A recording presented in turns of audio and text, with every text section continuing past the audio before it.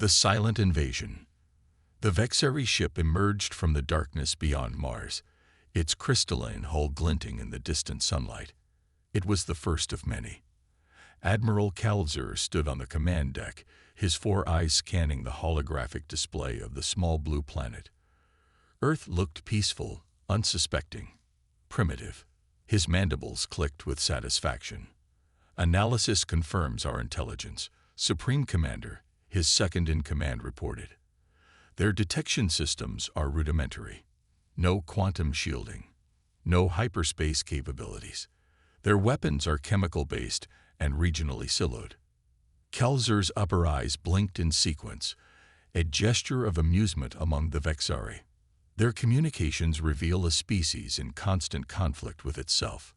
Divided nations, competing interests. They cannot even unify their own kind. He gestured with a clawed hand.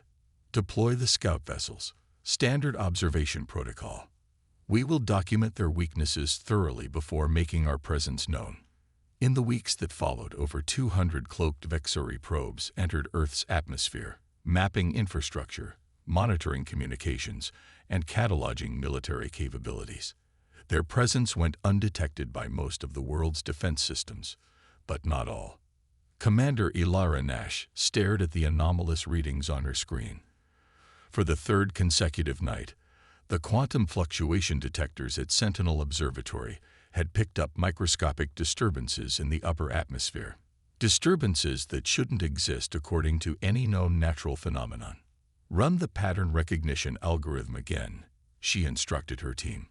The observatory, disguised as a civilian astronomical research facility in the mountains of Colorado, was one of 12 secret installations built after the Ganymede incident 3 years earlier, when a research station on Jupiter's moon had briefly detected an artificial signal of non-human origin before all communications were permanently lost. Most governments had dismissed the incident as equipment malfunction. A few knew better and had quietly prepared. Dr. Marcus Chen looked up from his workstation. "The quantum signatures are definitely artificial, Commander. They're using some kind of advanced cloaking technology, but there's a pattern to the energy fluctuations." He pushed his glasses up. "Whatever these things are, they're systematically scanning our planet." Ilara's face remained impassive, but her mind raced. The protocols for this scenario were clear.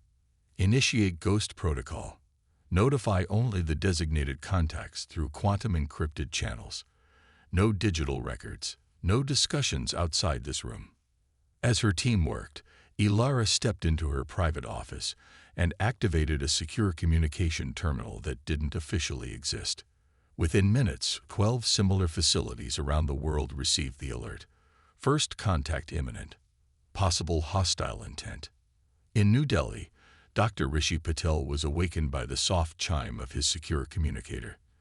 The message was brief, but it set in motion 5 years of contingency planning. By sunrise, his seemingly modest research facility was bustling with activity, though nothing would appear unusual to outside observers. "The Lotus network is operational," his assistant reported. "All 37 nodes are responding." Rishi nodded, surveying the underground complex where India's brightest minds had been quietly developing technologies that official science considered theoretical at best. "Begin full-spectrum quantum entanglement. And notify the defense minister. It's time for Phase 2. Similar scenes unfolded across the globe, from a subterranean complex beneath the Sahara to a floating research platform disguised as an oil rig in the South China Sea. Preparations that had been dismissed as paranoid fantasies by most of the world's population were now humanity's best hope. In Washington, D.C., President Miranda Reeves faced the assembled leaders of the Security Council with grim determination. "The evidence is conclusive," she stated, gesturing to the classified briefing materials. "We are being observed by a technologically advanced non-terrestrial species. Their intentions remain unknown, but the systematic nature of their surveillance suggests military reconnaissance." General William Hayes, chairman of the Joint Chiefs, cleared his throat.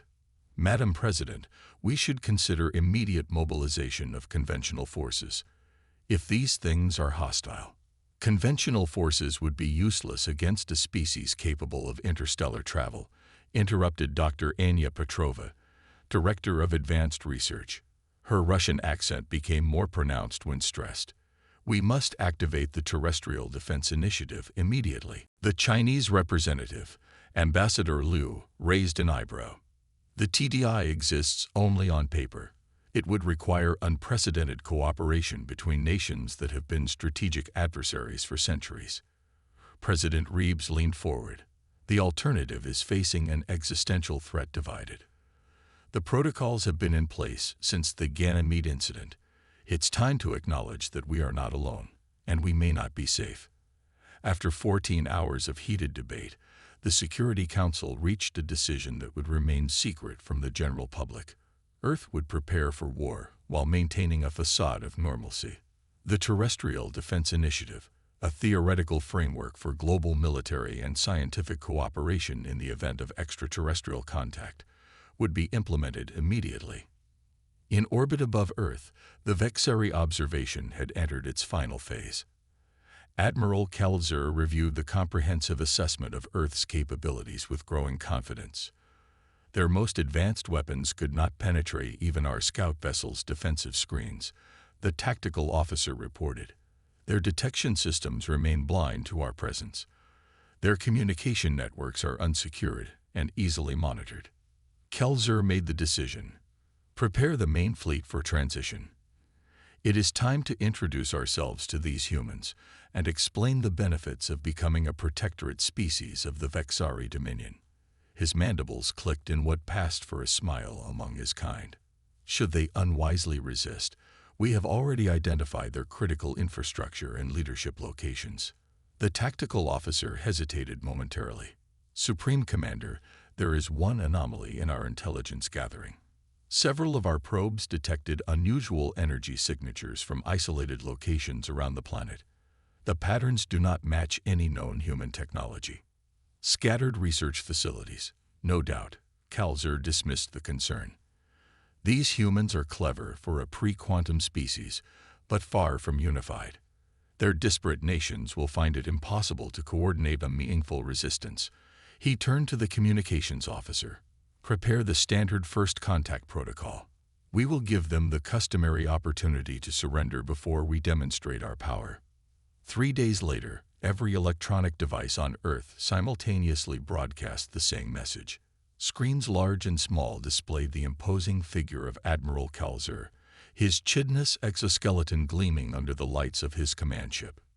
People of Earth, the translation matrix converted his clicks and whistles into dozens of human languages.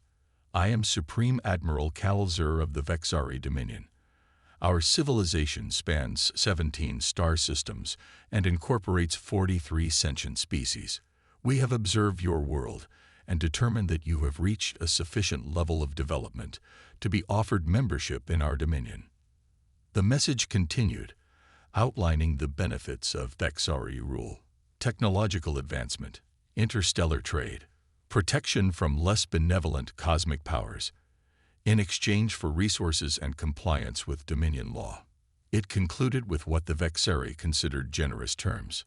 Earth had 48 hours to signal acceptance by disabling its military capabilities and preparing to receive Vexari administrative personnel. As panic erupted across the globe, Ilara Nash watched the message from the command center deep beneath Sentinel Observatory. She turned to her communications officer.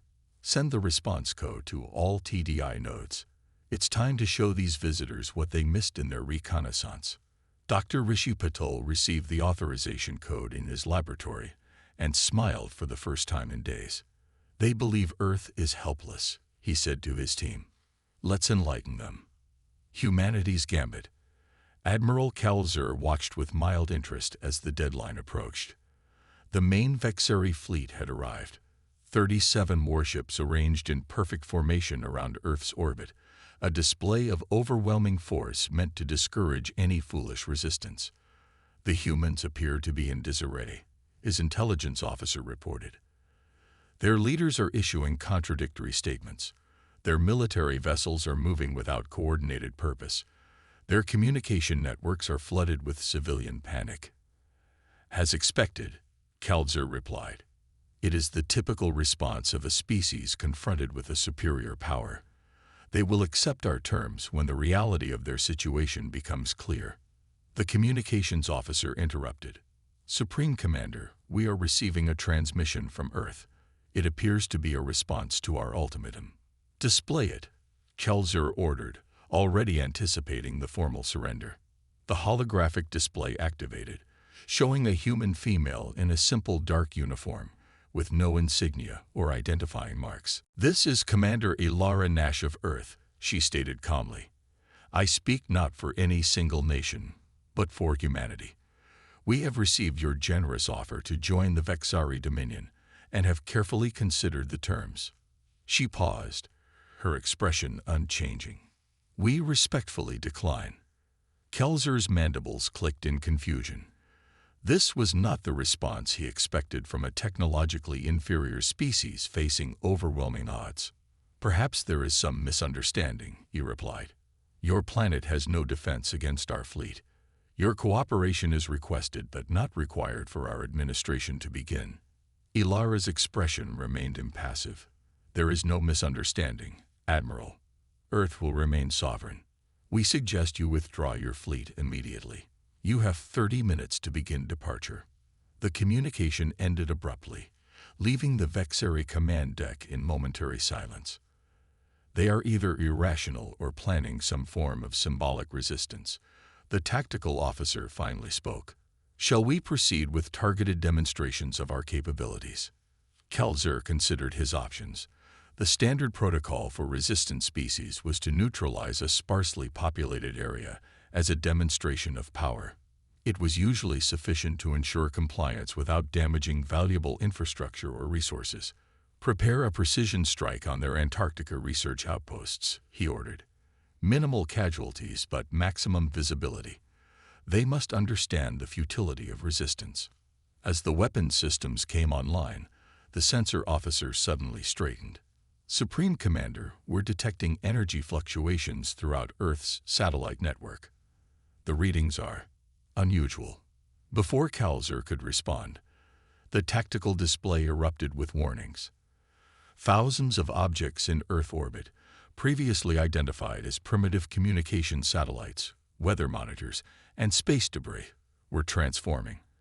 What had appeared to be innocuous civilian technology was reconfiguring, revealing advanced weapon systems and defensive capabilities that had been perfectly camouflaged from Vexari sensors. Impossible, the tactical officer whispered. Their satellites are generating quantum shield harmonics. The technology is comparable to our own. The truth dawned on Kalzer too late. Earth's apparent technological limitations had been an elaborate deception. The seemingly uncoordinated movements of their naval vessels, the disjointed communications, the apparent panic, all carefully orchestrated to reinforce the Vexari's initial assessment. In the Global Command Center of the Terrestrial Defense Initiative, Ilara Nash monitored the activation of Operation Phantom Fleet. Surrounding her, representatives from 28 nations worked in perfect coordination. Military brass alongside civilian scientists. Traditional adversaries now unified against an external threat. Quantum shield network at 87% and rising, reported the British liaison. The Lotus network is fully operational. On the main display, they watched as thousands of disguised defense platforms revealed their true nature. For decades, every space-capable nation had been secretly launching components of a global defense system, hiding advanced technology beneath mundane exteriors. What appeared to be a fragmented, uncoordinated approach to space had been the perfect cover for building the most extensive defensive network in human history. Dr. Rishi Patel's voice came through the communication system. The quantum resonance field is stable. Their sensors will be compromised for approximately 12 minutes before they adapt. President Reeves, who had assumed command of the TDI by international agreement, nodded. That's all the time we need. Execute Phase 3. Aboard the Vexari command ship, chaos reigned as systems malfunctioned across the fleet. Their advanced sensors, confused by the quantum resonance field emanating from Earth, provided contradictory information. What had seemed like an easy conquest was rapidly becoming a tactical nightmare. They are using directed energy weapons unlike anything in our intelligence reports, the tactical officer reported, his usual composure shattered. 3 of our outer perimeter vessels have sustained shield damage. Kelzer struggled to comprehend how thoroughly they had been deceived. Activate secondary sensor arrays. Recalibrate to compensate for quantum interference. Launch countermeasures. But the Vexeri fleet's coordinated response was hampered by an invisible attack on their communication network. Unknown to them, Dr. Chen's team at Sentinel Observatory had been analyzing their transmission patterns since first detection, developing algorithms to predict and disrupt their command protocols. As the Vexeri struggled to regroup, the second phase of Earth's defense revealed itself. From hidden bases across the planet, advanced fighter craft emerged, vehicles that combine technologies from a dozen nations, developed in secret over years of international cooperation disguised as competition. Their atmospheric craft are using gravitational distortion drives, the increasingly frantic sensor officer reported. They should not have this technology. Kelzer watched in disbelief as his supposedly invincible fleet was surrounded by a defensive network that simply should not exist on a world at Earth's development stage. The humans had somehow maintained a primitive appearance while developing technologies that rivaled the Dominion's capabilities.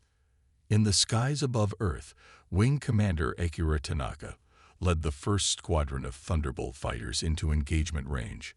The craft, powered by revolutionary fusion engines developed jointly by Japanese and German scientists, moved with an agility that confounded Vexeri targeting systems.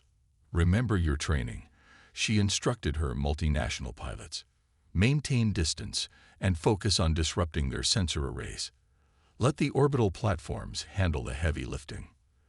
The fighters darted between the massive Vexari warships, not attempting to cause serious damage, but instead deploying specialized electromagnetic pulses designed to create temporary blind spots in the enemy's defensive systems. These vulnerabilities were immediately exploited by precision strikes from the orbital platforms, which targeted propulsion and weapon systems with surgical accuracy. After 20 minutes of engagement, Admiral Kelzer faced an unthinkable reality. The Vexeri fleet was being systematically neutralized by a species they had grossly underestimated. 7 ships had suffered critical system failures. Another 12 reported severe damage to propulsion or weapons. Supreme Commander, his second-in-command, spoke quietly. "We should consider strategic withdrawal to reassess." Kelzer's pride rebelled at the suggestion, but his duty to the Dominion prevailed. "Prepare the fleet for emergency transition. Establish a defensive perimeter while the hyperspace engines recharge." As the order was transmitted, the communications officer suddenly straightened. "Supreme Commander, we're receiving a direct communication request from the human command structure. They are offering a ceasefire." Kelzer's 4 eyes blinked in rapid succession. After demonstrating their hidden capabilities, the humans were offering to stop fighting rather than press their advantage. This was not the behavior expected of a species facing an invader. "Accept the communication," he ordered. The holographic display activated, showing Commander Nash alongside an older human with distinctive facial hair and a formal uniform adorned with symbols of rank. "Admiral Kelzer," the older human began. "I am Admiral Jabaway, Supreme Commander of the Terrestrial Defense Force. We have demonstrated our capability to defend our world, but we prefer resolution without further destruction. We propose an immediate cessation of hostilities and diplomatic dialogue." Kelzer considered his options carefully. The Dominion protocols for first contact had never anticipated this scenario. A seemingly primitive species revealing advanced capabilities only when threatened. His mission parameters didn't cover this situation. "You concealed your true technological development level," Kelzer stated, not as an accusation, but as acknowledgement of a brilliant strategy. "Why?" Commander Nash answered. "Earth has monitored deep space transmissions for decades. We detected evidence of interstellar civilizations and realized our vulnerability. Rather than announcing our discoveries and technological advances, We chose discretion, developing our defenses while maintaining an appearance of primitive disunity.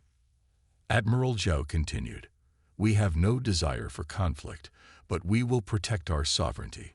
We propose neutrality and potentially peaceful exchange, rather than subjugation or war." Kelzer made the decision that would reshape Vexeri expansion policy. "I accept your proposal for ceasefire and diplomatic discussion. The Dominion has misjudged humanity's capabilities and resolve. This misunderstanding warrants reconsideration of our approach." As the communication ended, Kelzer turned to his bewildered command staff. "Send word to the Dominion Council. Earth is not a candidate for standard integration. They have earned the right to formal diplomatic relations," he added with what passed for humor among the Vexari, "and recommend an immediate review of our intelligence-gathering protocols." In the aftermath, as Earth's true capabilities became known to its population, Commander Ilara Nash stood on the observation deck of the newly revealed International Space Station Alpha, a military and scientific installation that had been disguised as separate civilian stations for over a decade. Dr. Rishi Patel joined her, watching as the damaged Vexeri vessels limped away from Earth orbit under escort from Thunderbolt squadrons. "They believed Earth was helpless," Rishi said quietly, "a common mistake, assuming that technological development follows a predictable, visible path." Ilara nodded. "Humanity's greatest strength has always been adapting to threats. When we detected those first signals years ago, we had a choice: announce our discovery to the world and hope for the best, or prepare in secret for the worst. And now," Rishi asked, "we're revealing ourselves not just to the Vexari, but to the galaxy at large." "Now we negotiate from a position of strength," Ilara replied. "The Vexeri underestimated us because they couldn't imagine a species choosing to appear vulnerable while developing in secret. Their mistake was believing what they saw on the surface." As the last Vexeri ship disappeared from view, Earth began a new chapter, no longer isolated, no longer pretending to be less than it was, but ready to engage with the wider galaxy as equals, not subjects. The species that came to conquer had instead discovered a fundamental truth: appearances can be deceiving, especially when dealing with humans.